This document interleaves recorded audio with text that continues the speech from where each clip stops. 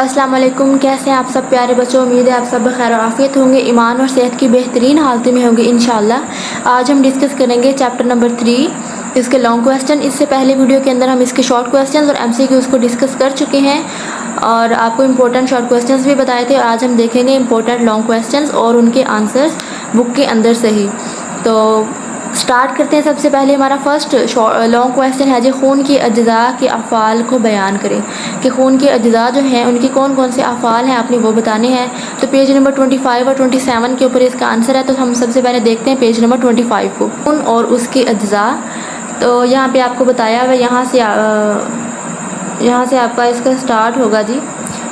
खून जो है वो कनेक्टिव टिश्यू की एक किस्म है। इसका बुनियादी काम जिसमें मादों की नकलो हमल करना है। ये अहम मवाद को वहाँ ले जाता है जहाँ इनकी ज़रूरत होती है। और ये क्या करता है जी, ये आपने इसकी एक दो लाइनें यहाँ से कर लेनी। यहाँ से आपका असल में स्टार्ट होगा कि खून का जो तकरीबन 55% है वो एक सियाल माए यानी फ्लूइड है जिसे प्लाज्मा कहते हैं, और इसका 45% हिस्सा सेल्स और उस सेल्स की तरह के अजसाम पर मुश्तमिल होता है। एक बालिग इंसान के खून में करीबन 5 लीटर खून होता है। ये आपने खून के बारे में पहले थोड़ी सी इन्फॉर्मेशन देनी है क्योंकि हमने इसके अज्जा और उसके अफ़ाल को बताना है। तो पहले खून के बारे में हम थोड़ा सा डिस्कस करेंगे।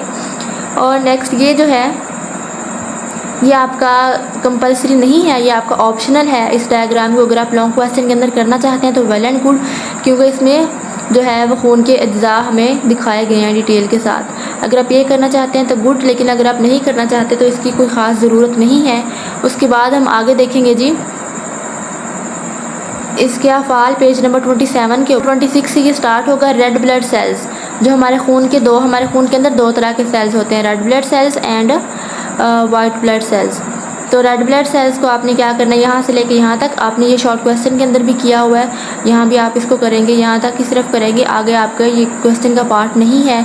आगे देखिए जी वाइट ब्लड सेल्स को जिनको ल्यूकोसाइट्स कहते हैं, इसको आप यहाँ से लेके पहले यहाँ तक करेंगे। ये बेरंग होते हैं और बेकायदा शिकार रखते हैं, ये भी रेड बोन मैरो में बनते हैं। ये लाइन आगे से आप इसको स्किप कर देंगे। फिर यहाँ से देखेंगे साइज़ में ये रेड ब्लड सेल से बड़े होते हैं लेकिन इनकी तादाद कम होती है। फिर ये वाली लाइन स्किप कर देंगे। नेक्स्ट आप देखेंगे वाइट ब्लड सेल्स बीमारियों के ख़िलाफ़ जिस्म की हिफाजत करते हैं, ये इनका हमें काम भी बता दिया। और उसके बाद है जी प्लेटलेट्स।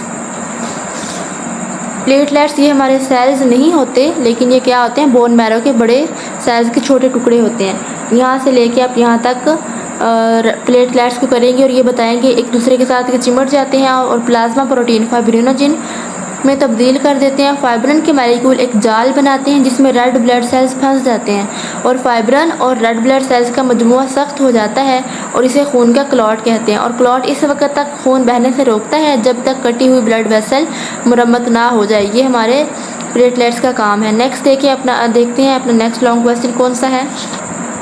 हमारा नेक्स्ट लॉन्ग क्वेश्चन है जी, वजाहत करें कि खून इंसानी जिस्म में मवाद की नकलो हरकत कैसे करता है।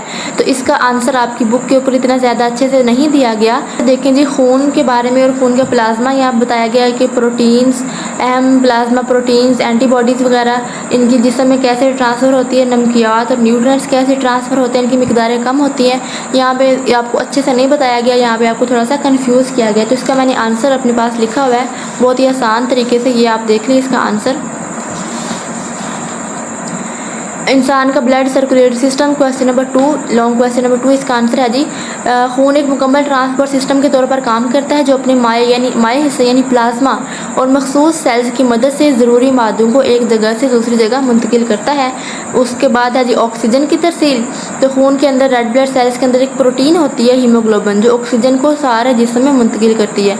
नेक्स्ट है कार्बन डाइऑक्साइड की तरसील। तो खून जिस्म के सेल्स में बनने वाली कार्बन डाइऑक्साइड को वापस फेफड़ों तक ले जाता है और जहाँ से जिस्म से बाहर खारिज कर दिया जाता है। आगे है जी न्यूट्रिएंट्स की तरसील। तो ग्लूकोज, लिपिड्स, अमाइनो एसिड्स और तमाम वाइटामिन को प्लाज्मा के ज़रिए आंतों से जिस्म के तमाम हिस्सों तक पहुँचाया जाता है।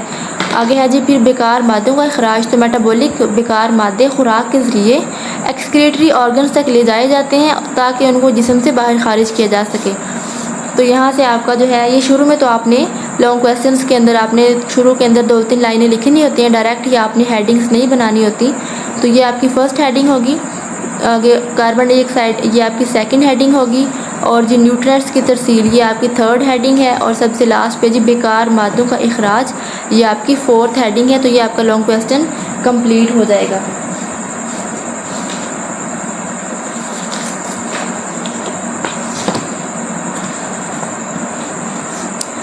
नेक्स्ट हमारा लॉन्ग क्वेश्चन है जी, दिल की साख्त को डायग्राम के साथ बयान करिए। ये हमारा बहुत इंपॉर्टेंट लॉन्ग क्वेश्चन है। काफ़ी सारे बोर्ड्स के अंदर ये वाला लॉन्ग क्वेश्चन आया होता है कि आप दिल के डायग्राम बनाएं और जो है दिल की साख्त के बारे में बताएं। Very very important long question है, इसको आप हाईलाइट कर लें। पेज नंबर 28 के ऊपर इसका आंसर है, तो चेक करते हैं।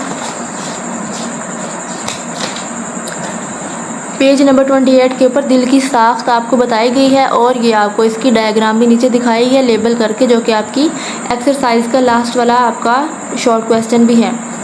तो यहाँ से आप करेंगे, दिल की साख्त क्या होती है? थैलीनुमा मेम्ब्रेन पेरिकार्डियम में होती है और ये मेम्ब्रेन के ऊपर फ्लूइड खारिज करती है। मेम्ब्रेन दिल के ऊपर एक फ्लूइड खारिज करती है जिसे कि पेरिकार्डियल फ्लूइड कहते हैं।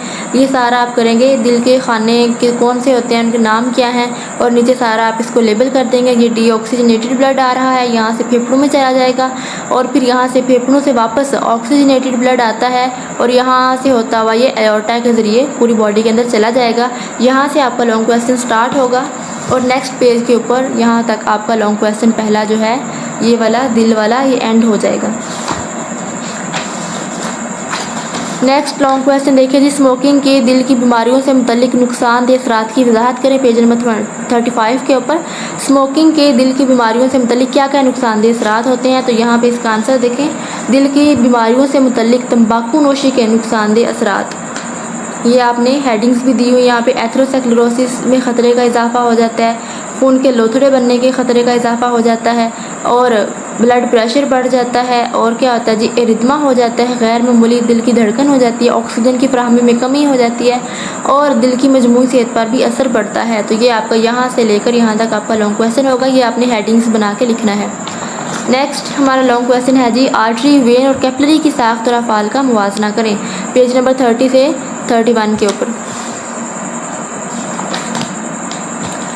ये हमारी ब्लड वेसल्स आ गई। हमारे 3 तरह की ब्लड वेसल्स होती हैं, आर्टरीज, वेन्स और कैपिलरीज। यहाँ से आपका लॉन्ग क्वेश्चन नंबर 5 स्टार्ट होगा और ये नेक्स्ट पेज के ऊपर यहाँ तक आपका लॉन्ग क्वेश्चन नंबर 5 कंप्लीट हो जाएगा। ये आप साथ में डायग्राम्स भी देख सकते हैं। डायग्राम्स बनाने से जो है आपको क्वेश्चंस बहुत खूबसूरत लगता है और कंप्लीट लगता है। अगर आपकी डायग्राम सही होगी तो डायग्राम के ज़रिए देखने से पता चल जाएगा कि आपको ये लॉन्ग क्वेश्चन आता है या नहीं, कितनी समझ है आपको इस क्वेश्चन की। तो डायग्राम हमारे लिए ईजी कर देता है। आप ये देखिए, कैपिलरी की डायग्राम देख लें, ये आप वेन की और ये आर्टरी की। वेन के अंदर जो होता है, इसकी ये जो लेयर होती है कनेक्टिव टिश्यू और स्मूथ मसल्स वाली, सेकंड नंबर वाली लेयर थोड़ी सी थिन होती है, लेकिन आर्टरी की वो लेयर थिक होती है। और जो वेन है इसका ये ल्यूमन जहाँ पे हमारा ब्लड फ्लो करता है, ये थोड़ा सा चौड़ा होता है, ब्रॉड होता है, लेकिन आर्टरी का ये ल्यूमन जो है ये थोड़ा सा नैरो होता है। तो ये इनका डिफरेंस भी आपने याद करना है। और अब हमने देख लिया जी चैप्टर नंबर 3 की लॉन्ग क्वेश्चन देख लिए। इससे पहले वीडियो के अंदर शॉर्ट क्वेश्चन और एमसीक्यूज देख लिए और नेक्स्ट वीडियो में हम चैप्टर नंबर 4 के लॉन्ग क्वेश्चंस और शॉर्ट क्वेश्चन एमसीक्यूज को देखेंगे। अगर आपको इस वीडियो से थोड़ा सा भी फ़ायदा हुआ है तो आप अपनी राय नीचे कमेंट सेक्शन के अंदर लाजमी दीजिएगा और चैनल को लाजमी सब्सक्राइब कर लीजिएगा। अपना बहुत सारा ख्याल रखिएगा, दुआओं में याद रखिएगा। अल्लाह हाफिज़।